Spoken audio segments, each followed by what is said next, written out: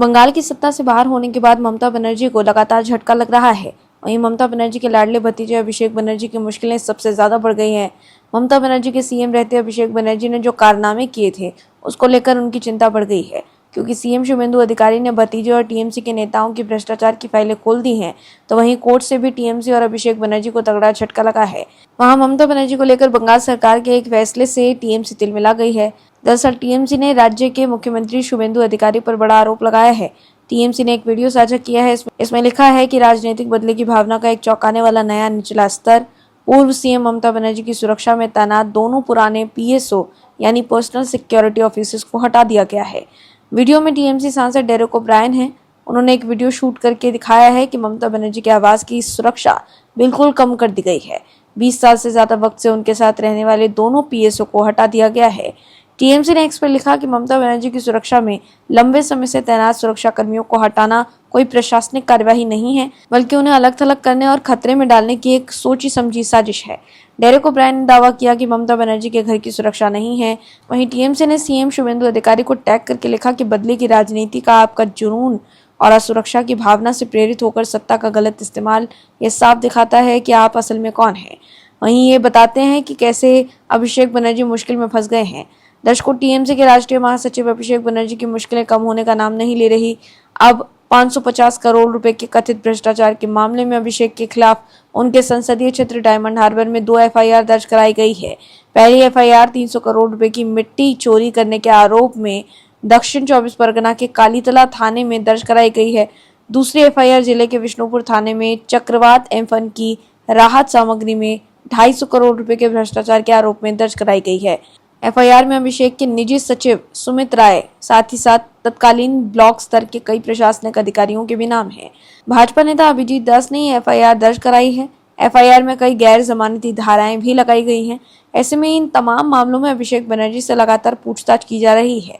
विधानसभा चुनाव के दौरान भड़काऊ भाषण देने के मामले में सीआईडी ने मंगलवार को उनसे कोलकाता स्थित भवानी भवन में 6.5 घंटे तक पूछताछ की थी।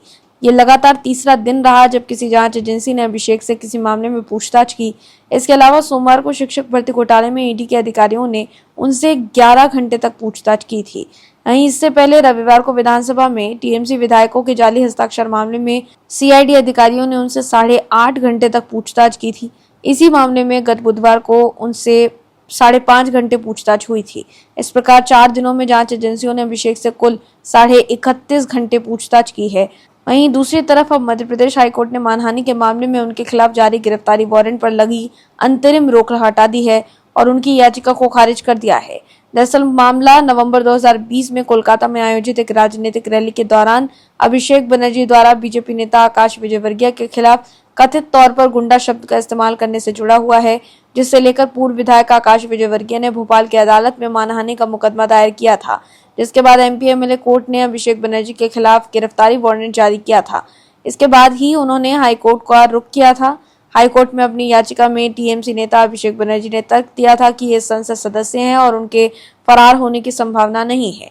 वहीं याचिका पर सुनवाई करते हुए एकल पीठ ने पिछले साल 12 नवंबर को गिरफ्तारी वारंट के अमल पर रोक लगा दी थी, लेकिन अब मध्य प्रदेश हाईकोर्ट ने मानहानि के मामले में उनके खिलाफ जारी गिरफ्तार वारंट पर लगी अंतरिम रोक हटा दी है और उनकी याचिका को खारिज कर दिया है।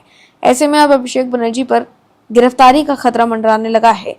वहीं ममता बनर्जी को कलकत्ता हाईकोर्ट से बड़ा झटका लगा है। टीएमसी में फूट के बाद ऋतव्रत बनर्जी को राज्य विधानसभा में विपक्ष का नेता बनाए जाने के मामले में कलकत्ता हाईकोर्ट ने कहा है कि स्पीकर के फैसले में अदालत हस्तक्षेप नहीं करेगी।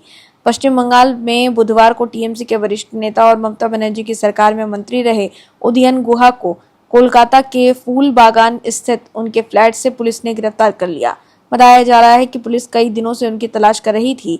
उन पर जबरन वसूली, धोखाधड़ी और चुनाव के बाद हुई हिंसा से जुड़े मामले में आरोप है।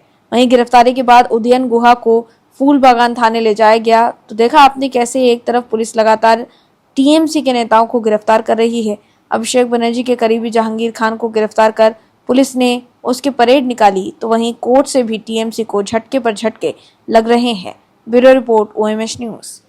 आप दर्शकों से विनम्र निवेदन है कि चैनल को सब्सक्राइब जरूर करें